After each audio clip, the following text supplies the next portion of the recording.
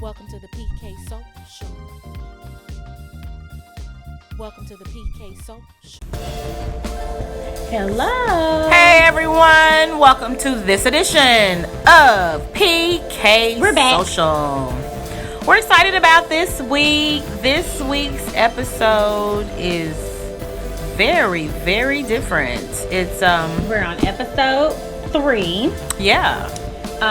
This is the episode we kind of see more into what's going on with Grace and her love child, I guess, if you want to call it.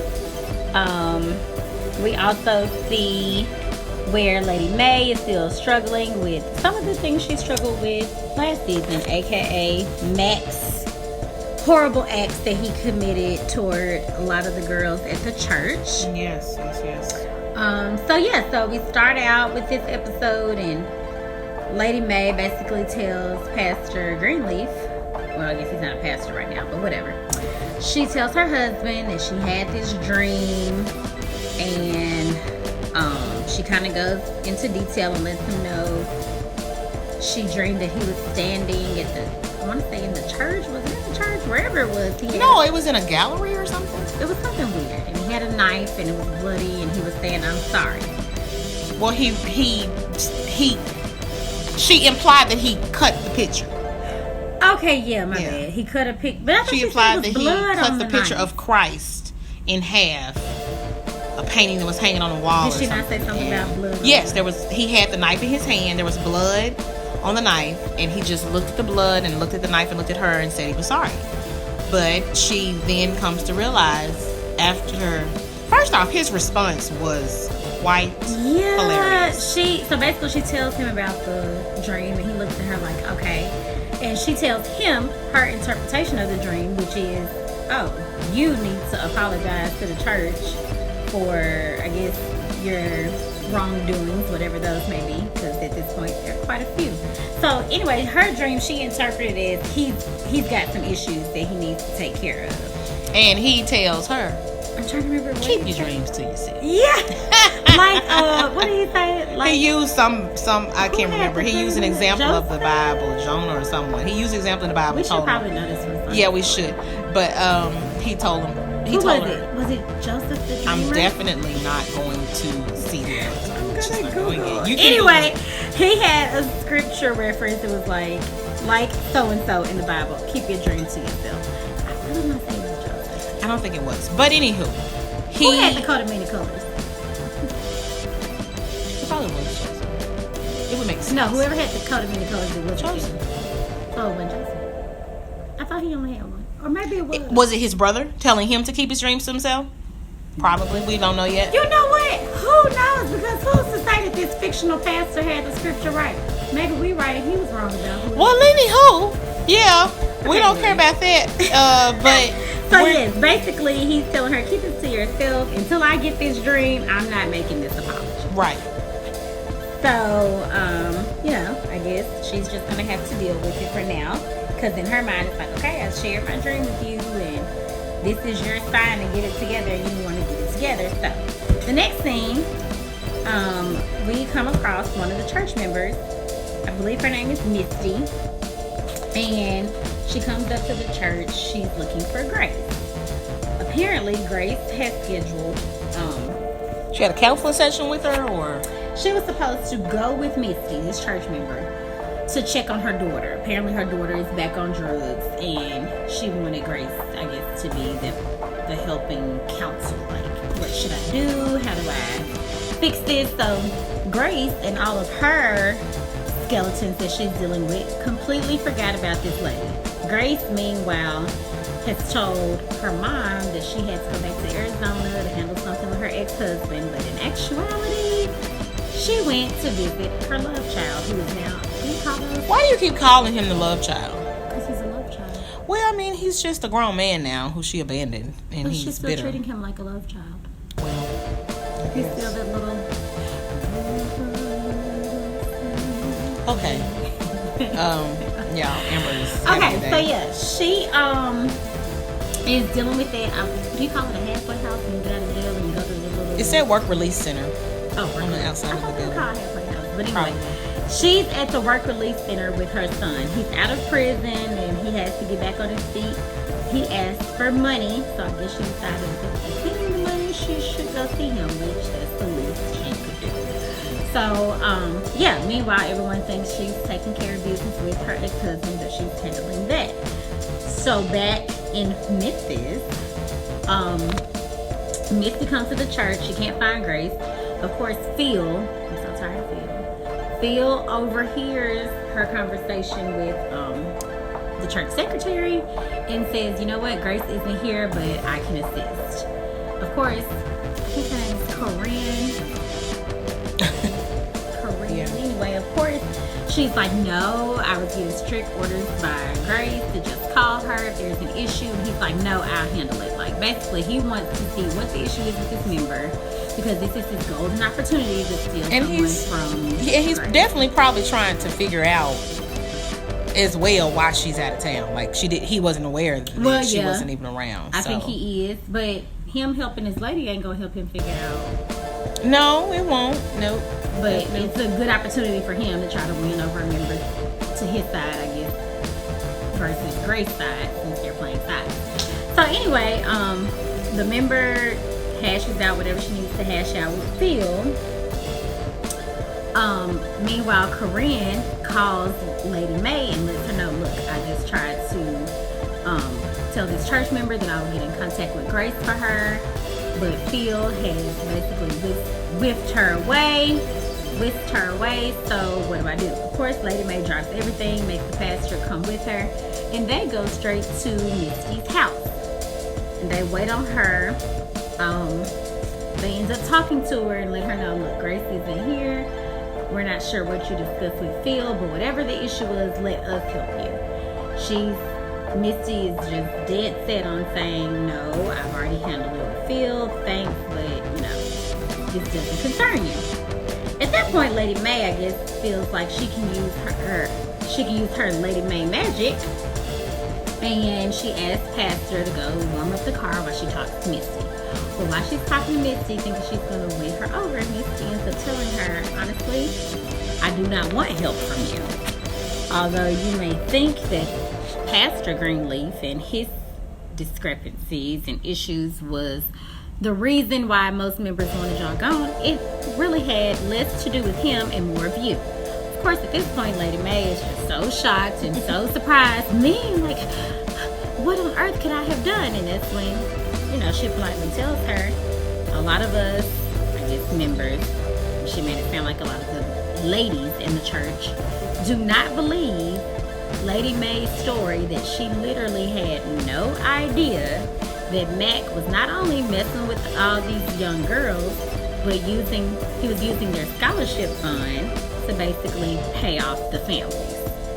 So, of course, she drops that bomb on her. Lady May continues to say, I didn't know, whatever. But I feel like at that point, it was kind of on her face, like she's still guilty and she had embarrassed. Yeah, it was kind of like, you got your bubble buzz. This lady pretty much told you. So anyway, she gets back to the car, and instead of her letting Bishop know what just transpired, she just says, I don't want to talk about it. He asked her, how did it go? Did you make any progress? And she's just like, I don't want to talk about it. So I feel like at that moment, there she go again, still being a hypocrite, because you straight up told this man you had a dream about him. Like, that was your opportunity to just let him know, okay, the dream wasn't about you, it was about me.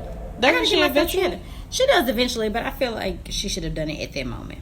I think she's still was. She doesn't do it until she's at home crying and he sees her crying. Yeah, she's still in shock that that's how people feel about her. I think she's more concerned about her perception.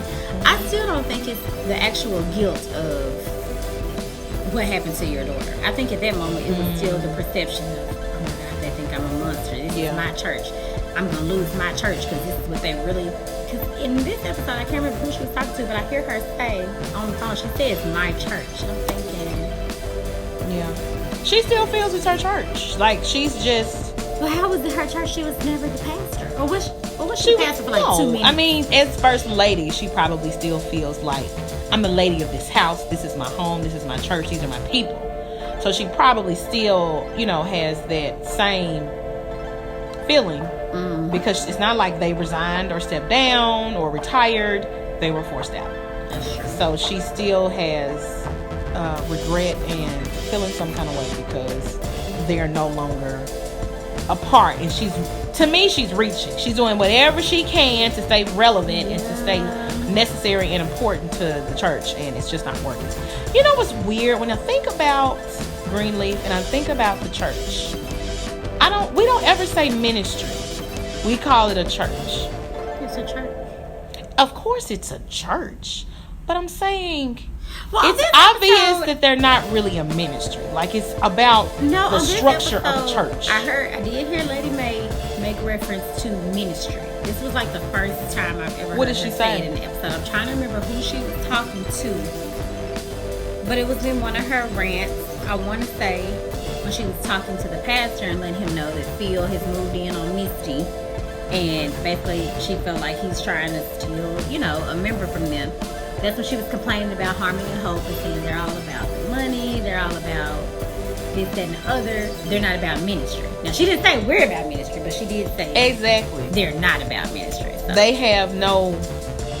They're not ashamed of not being forthright or forthcoming about not being a ministry.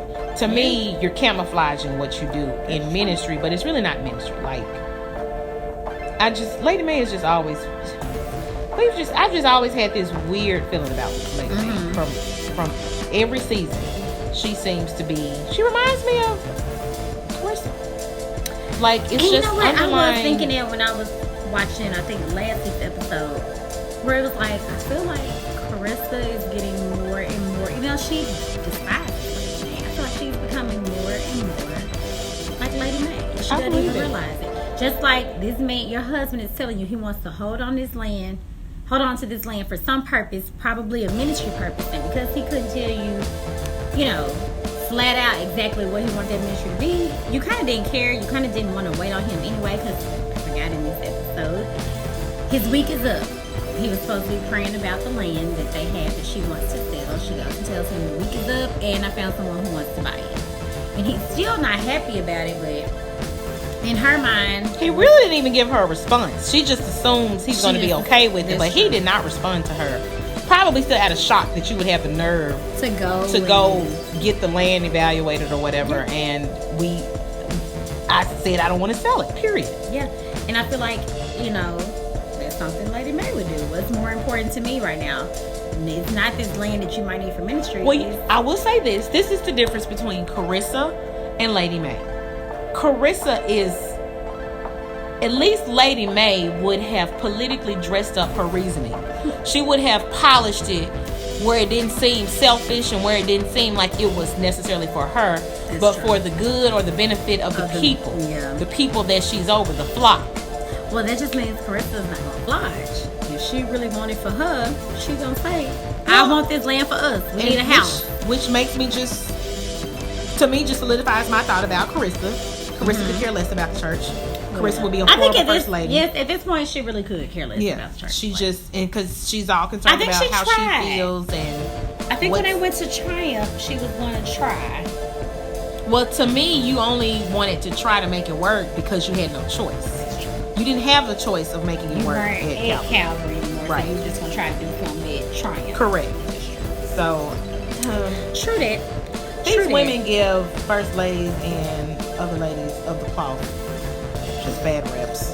They're just ladies of the cloth. They give them bad reps. So yes, this first half, we basically see all of that play out, mainly with Lady Mae and this church member, and Lady Mae having to come to the realization, even though it wasn't on her own, she still had to come to the realization that she has some issues of her own, and she has not addressed them. Right. When all this stuff happened with Matt, she didn't take any responsibility, because I agree. Like, how did you not know what he was doing with his scholarship money? So, anyway, there was, we can touch on Charity a little bit. I feel like she was useless in this episode, but, the first scene where we see her, she is in her office, or in an office at the church, and she's having a conversation with the choir director or the minister of music, whatever you want to call him. But anyway, the homosexual that has been very active in their music ministry for quite some time, and he's playing a song for her. Harmony and Hope has this, I guess, church anthem. I don't know what you want to call it, but they have a song that they play at every church allegedly, and now they want to play it at Calvary. So he was letting Charity listen to the song, and yeah, the song was pretty terrible. I mean, not that it was terrible. It was just terrible. It just reminded me of a different culture, and yeah, for lack of better words, yes, it was a white song. You can't. Well, not a white song.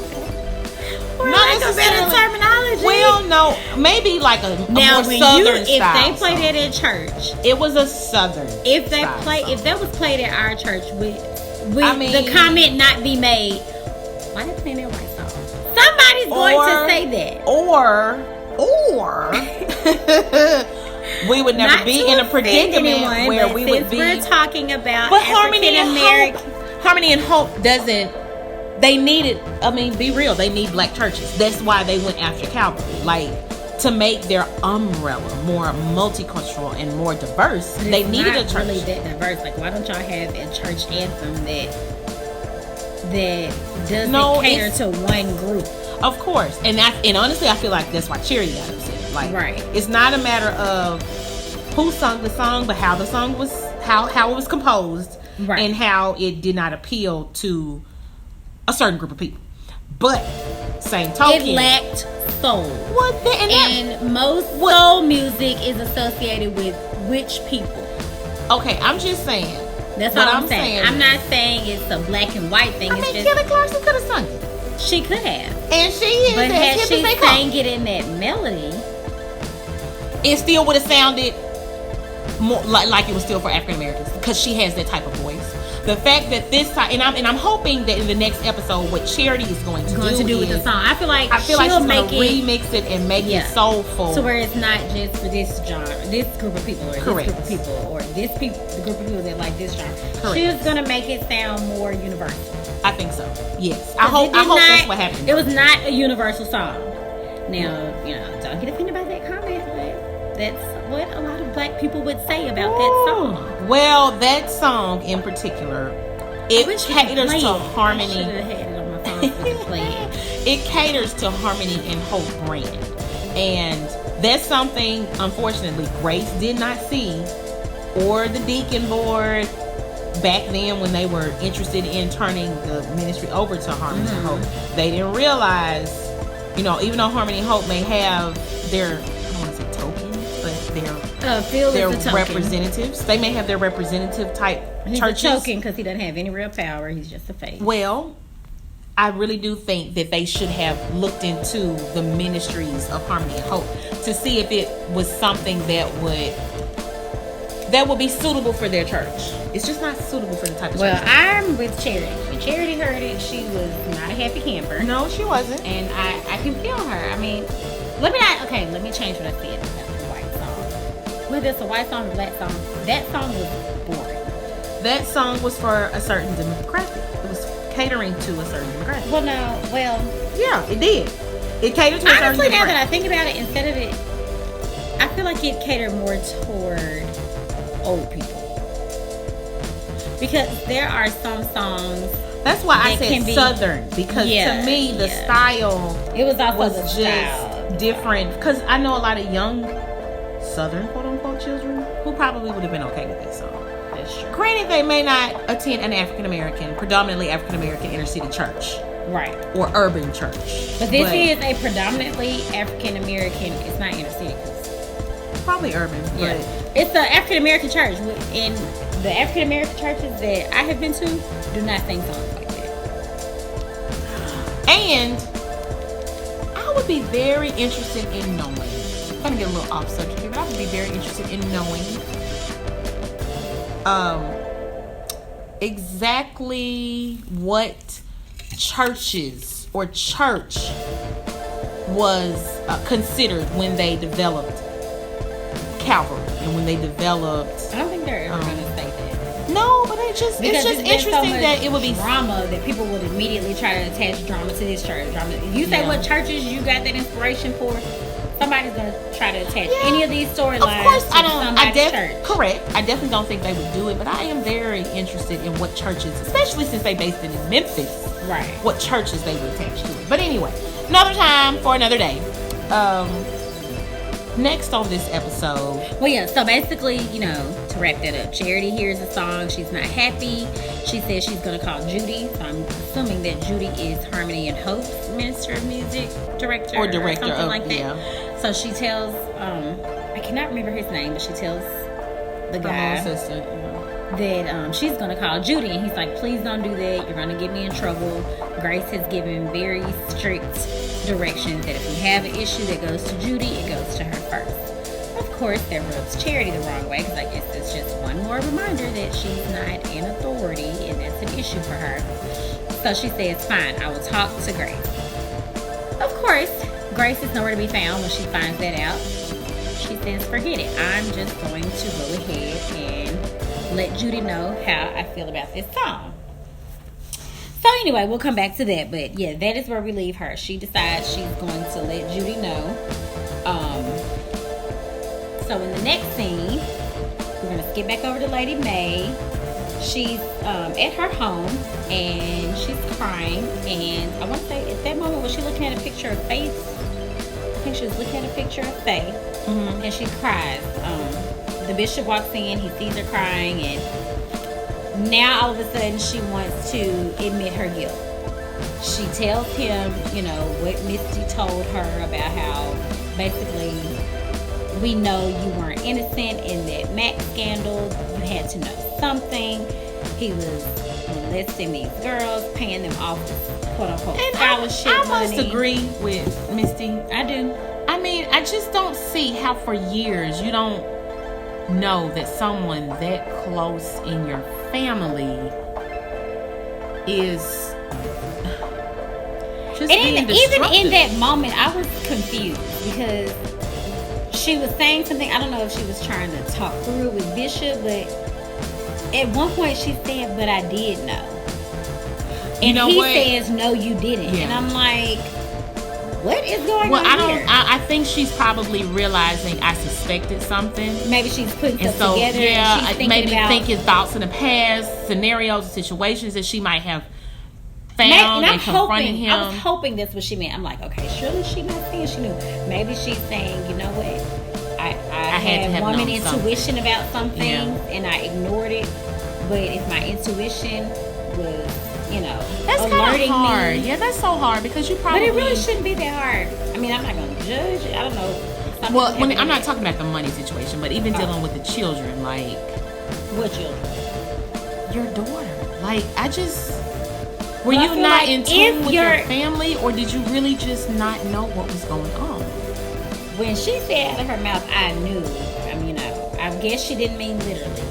But the fact that she even said it, whether it was literally or figuratively, that just rubbed me wrong. Maybe because she went through a similar situation, so she may have. She known feels the like I signs should were have, yeah, there. like I knew the signs. Maybe that's what she was saying. I knew the signs, Yeah. but I didn't. Oh, Greenleaf. Yeah. We're in for a great season. We hope you guys liked our episode, our bonus with the millennials and the church. We're going to do some more surprise bonus episodes in the future.